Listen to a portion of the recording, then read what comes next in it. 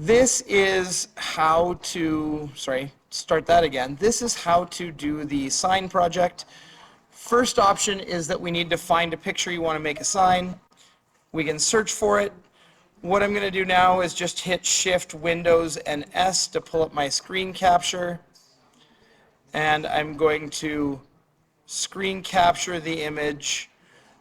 I can also click on this and click Save As and get my image just as a JPEG.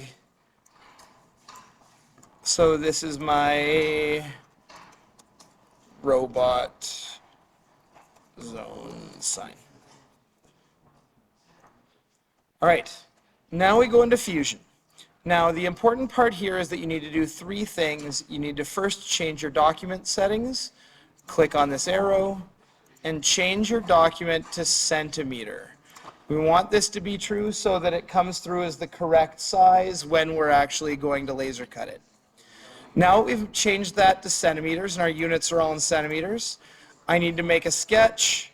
Sketch is going to go right here, and then center point rectangle,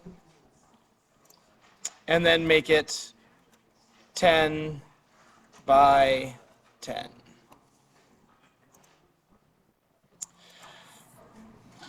So carrying on, our 10 by 10 area is going to be essentially the frame that we're going to do all of our work within. If you want to work outside of that frame or make it a non-rectangular thing, you can, but let's try and generally keep it within that 10 by 10 zone.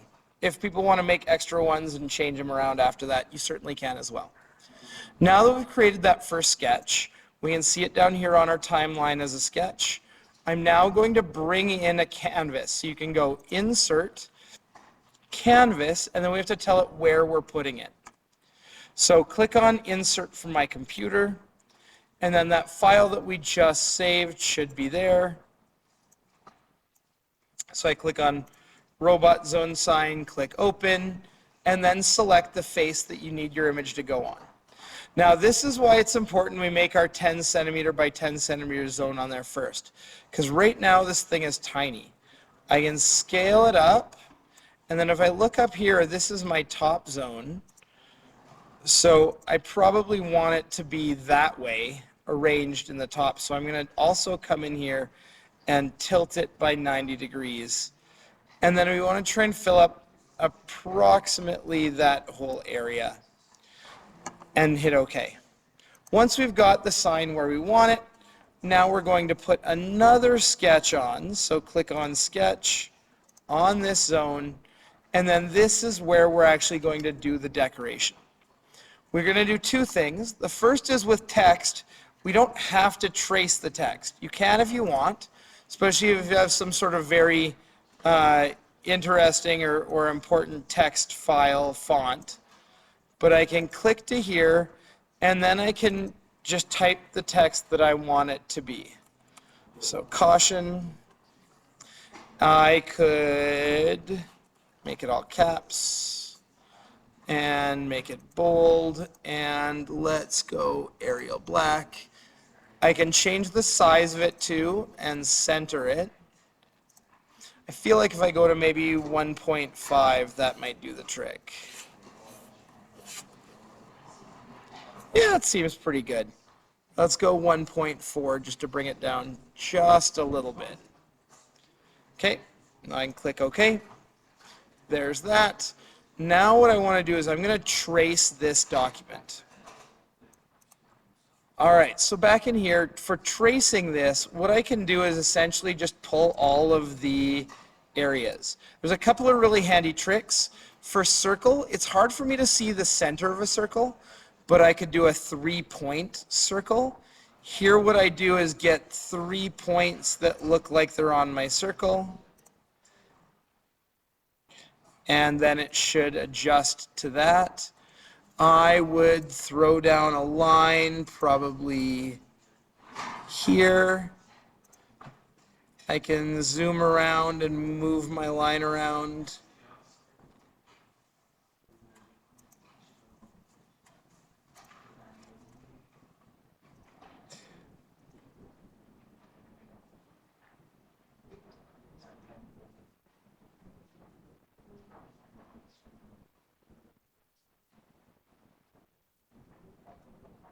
And then let's rock a center point arc. Actually, let's rock a 3-point arc. We've done lots of center point arcs. 3-point arc, you do starting point, ending point, some point in the middle. Creates the arc from there. Same thing here.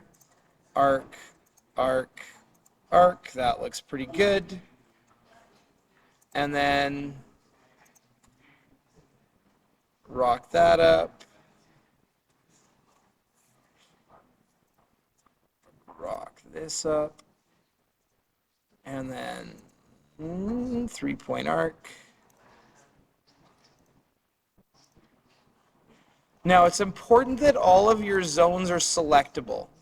If I click in on this, I think my other sketch is getting in my way. If I click on that, you can see I can select that and I can select that. If there's something I couldn't select, that just means I've got a hole in my work somewhere. That's an issue. So let's use another 3-point circle. That looks good. That looks good. That looks good. And then something like this.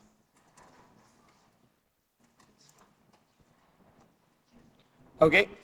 If I really wanted, I could even make those two circles concentric. This is fine. We don't need to have it constrained in this document.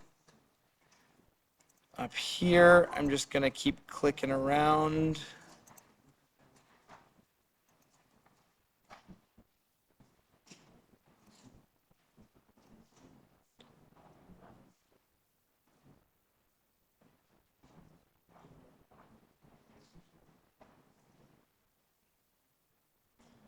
Now what I'm going to do is I'm going to make it just half.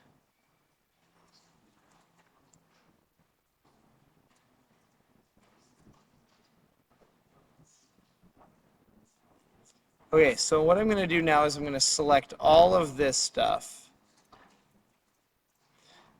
And I'm going to mirror it. So I've got all of that. I'm going to mirror it over this line just to make my life easier. It doesn't have to look exactly like my picture. I would say that's pretty good. Click OK. Now, I have an issue. These ones are selectable. This one isn't. And I can see it already. A handy trick if you're trying to figure out why your work isn't selectable is you can make some line that cuts part of it off.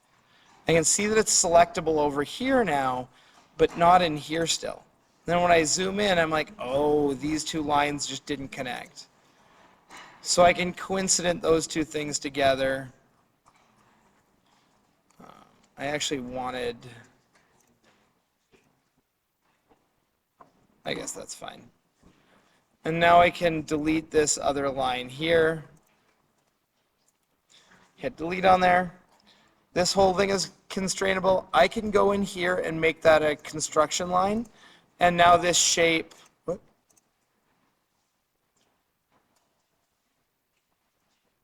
Oh, I have two of those lines. That's my problem.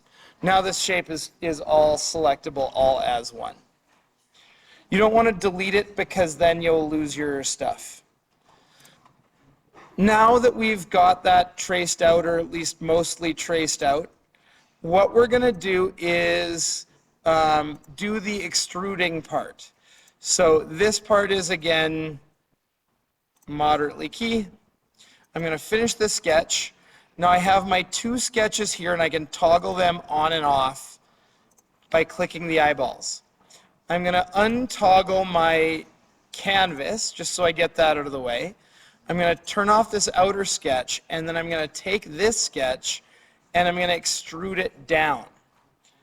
So I can hold down my shift button and my middle mouse button to toggle that down, and I'm going to come down negative 0.3 millimeters.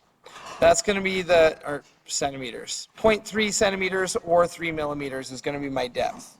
That's going to represent just my material that I'm working with. But now I'm going to pull up the top sketch, and I'm going to click on these things, and I'm going to take them down and extrude them to a certain amount. I don't know how much, Probably negative 0.1 centimeters is going to be good. You can do the same thing here with these regions.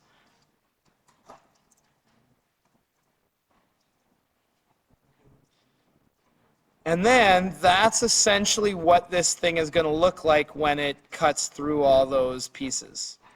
In fact, it'll look more darker because it'll be essentially like burnt into the wood, but that's essentially what my sign is going to look like. To finish it off, we can go into here to appearances, and you can start just fiddling with the appearances here. So I could say I want wood. Let's bring in some bamboo. And then to demonstrate the darkened part, I could bring in this.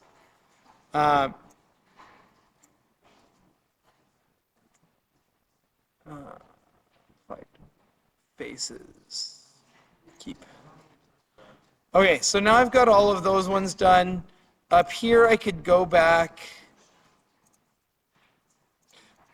I want to do the appearance of this one. I want it to be the bamboo. And similarly, I'm going to click on face and put this on that upper face there.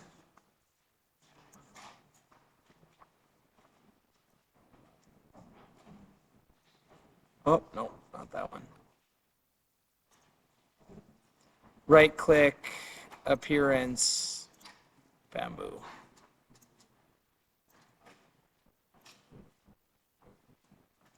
Okay, so now I've got something like what I want done.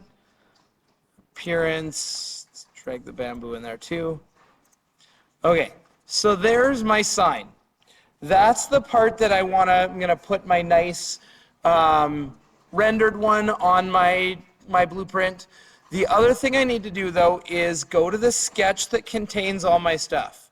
It needs to all be in one sketch. So if you've accidentally made a whole bunch of sketches, you can fix that by copying and pasting stuff from one sketch to the other. But what you want to do is right-click on this sketch, and then you're going to go export your sketch as a DXF. Now, this is really important. You have to go through the sketch part. You can't go up here and go File, Export, because it won't work. So you can't do the File Export sketch, even though there is a DXF there. It has to be right-click on the sketch, Export DXF, and then save your sign. The final steps of that are going to be in Illustrator, but I'll put that in a different video so that we are all set. Okay, thank you for watching. If any questions, by all means, come and ask.